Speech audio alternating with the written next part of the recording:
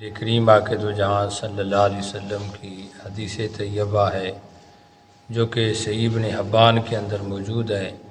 میرے آقا علیہ السلام نے ارشاد فرمایا کہ تم مجھے 6 چیزوں کی ضمانت دے دو، میں اللہ کا نبی صلی اللہ علیہ وسلم تمہیں جنت کی ضمانت دیتا ہوں۔ سبحان اللہ۔ اب وہ 6 چیزیں کون سی ہیں؟ میرے آقا علیہ السلام نے ارشاد فرمایا کہ جب بات کرو تو سچ بولو، اور جب تم وعدہ کرو تو وعدے کو پورا کرو۔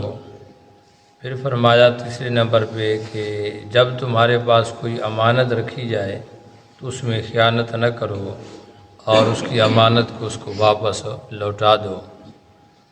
چوتھے نمبر پر میرے آقا علیہ السلام نے فرمایا کہ اپنی شرمگاہوں کی حفاظت کرو۔ پانچویں نمبر پہ فرمایا کہ تم اپنی نگاہیں جھکائے رکھو، نیچی رکھو، یعنی غیر محرم کی طرف بری نظر سے اٹھا کر نہ دیکھو۔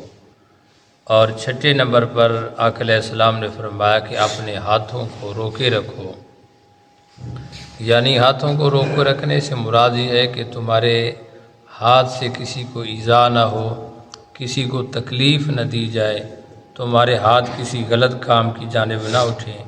میرے آقا علیہ السلام کا فرمان بھی ہے، سرکار نے مسلمان کی تعریف کی کہ مسلمان کہتے کسے ہیں؟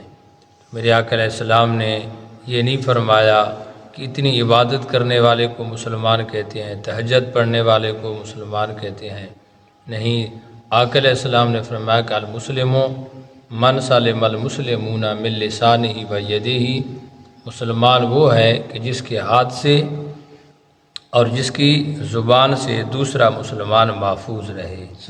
آج کے دور کے اندر دیکھیں حضرات گرامی کہ ہم ہاتھوں سے بھی لوگوں کو ایذا دے رہے ہیں، زبان سے بھی تکلیف دے رہے ہیں۔ قیامت کا دن ہوگا، صحیح بخاری کی بڑی طویل حدیث ہے، سرکار نے صحابہ سے پوچھا میرے صحابہ بتاؤ تم میں سے مفلس کون ہے؟ تو صحابہ نے کہا اللہ کے حبیب صلی اللہ علیہ وسلم ہمارے ہاں تو جس کے پاس درہم نہ ہو، دینار نہ ہو، روپیہ پیسہ نہ ہو، ہم اس کو مفلس قرار دیتے ہیں، غریب ہے، نادار ہے، یہ تنگ دست ہے۔ میرے آقا علیہ السلام نے فرمایا نہیں، قیامت کے دن جس کے بعد بہت زیادہ نیکیاں ہوں گی، نمازیں ہوں گی، روزے ہوں گے، حج زکوٰۃ ہوں گے، تسبیحات ہوں گی، نوافل کا ثواب ہوگا، صدقے اور خیرات، بہت سارے نیکیاں ہوں گی، تا حد نگاہ اس کے نیکیوں کے رجسٹر نیکیوں سے بھرے ہوئے ہوں گے۔ سرکار نے فرمایا ایک آ جائے گا، یا اللہ اس نے میرا حق کھایا ہے، مجھے دلایا جائے۔ اب اس کی نیکیاں اس کو دے دی جائیں گی۔ پھر دوسرا آئے گا، وہ لیتا رہے گا۔ مختصر یہ کہ سرکار نے فرمایا کہ سارے آتے جائیں گے اور اس کی نیکیاں لیتے جائیں گے، یہاں تک اس کے پلڑے میں کچھ نہیں بچے گا۔ پھر بھی کوئی اگر آ جائے گا تو اب ان کے جو گناہ ہیں اس کے پلڑے میں ڈالنے شروع کر دیے جائیں گے۔ فرشتے عرض کر گئے یا اللہ اس کے پاس تو اب نیکیاں بچی نہیں، حتیٰ کہ اگر کسی نے کسی کو گالی نکالی ہوگی تو قیامت کے دن اس کا بھی اس کو جو ہے حساب کتاب دینا پڑے گا۔ تو پھر لوگوں کے گناہ اس کے پلڑے کے اندر ڈالے جائیں گے، پھر اللہ تعالیٰ فرمائے گا اسے گھسیٹ کر جہنم کے اندر ڈال دو۔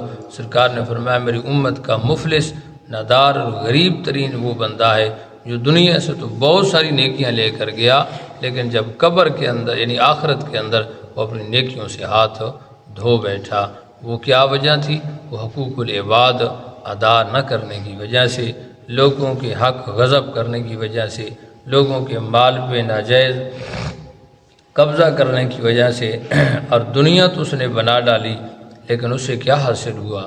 اس اولاد کے لیے اس نے نہ دن دیکھا، نہ رات دیکھی، نہ صبح دیکھا، نہ شام دیکھی، ملک سے دوسرے ملک، پھر تیسرے ملک، ایک شہر سے دوسرا شہر، ایک صوبے سے دوسرا صوبہ، ایک کنٹری سے تیسری کنٹری میں زندگی دوڑ دھوپ کے اندر گزر گئی۔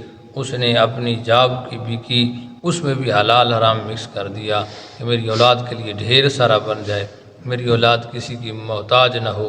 لوگ کہتے ہیں میں چاہتا ہوں میری 7 نسلیں کسی کے در کی محتاج نہ رہوں۔ اللہ کے بندے، 7 نسلوں کے رزق کا ضامن تو نہیں ہے، انسان کے رزق کا ضامن میرا پروردگار عالم کی ذاتیں ہے۔ انسان کو چاہیے وہ حلال طریقے سے کمائے، جائز رائے سے کمائے، خود بھی کھائے، اولاد کو بھی کھلائے۔ یہ تو میرے رب کی پھر تقسیم ہوتی ہے، کسی کو کوئی زور نہیں ہے، کسی کو رب نے اتنا دیا ہے کہ اسے اپنی مال و دولت کا پتہ بھی نہیں ہے، رزق کی فراوانی ہے، اس کے کاروبار ہیں، اس کی دولت بے شمار ہے، ایک وہ ہے کہ در در کا بیکاری بنا ہوا ہے، کبھی کسی کے دروازہ کھٹکھٹاتا ہے، غربت کی زندگی گزار رہا ہے۔ تو یہ تقسیم میرے رب کی ہے، اللہ تعالیٰ دیتا ہے، کسی کے اس میں کوئی اختیار نہیں ہے۔ تو انسان کو چاہیے کہ وہ اپنے حلال ذرائع سے کمائے اور اپنے ہاتھ سے، اپنی زبان سے کسی مسلمان کو ایذا اور تکلیف نہ پہنچائے۔ تو میرے آقا علیہ الصلوۃ والسلام نے ارشاد فرمایا کہ تم مجھے 6 چیزوں کی ضمانت دے دو، میں اللہ کا نبی تمہیں جنت کی ضمانت دیتا ہوں۔ اس کے اندر یہ بھی تھا کہ تم اپنی شرمگاہ کی بھی حفاظت کرو اور اپنی نگاہوں پہ بھی پہرا لگا دو، اپنے نگاہوں کا بھی خیال رکھو، اپنے نگاہوں کو اوپر جو ایسا پہرا لگاؤ کہ کسی بری نظر کے ساتھ کسی کی ماں، کسی کی بہن، کسی کی بیٹی کی طرف تمہاری نظر اٹھ کر نہ جائے۔ کیوں کہ اگر کسی کی طرف تم نے آج میلی نظر سے دیکھا تو کل تمہاری عزت کی طرف بھی میلی نظر سے دیکھا جائے گا۔ اللہ کریم ہم سب کی عزت کو محفوظ فرمائے، آمین۔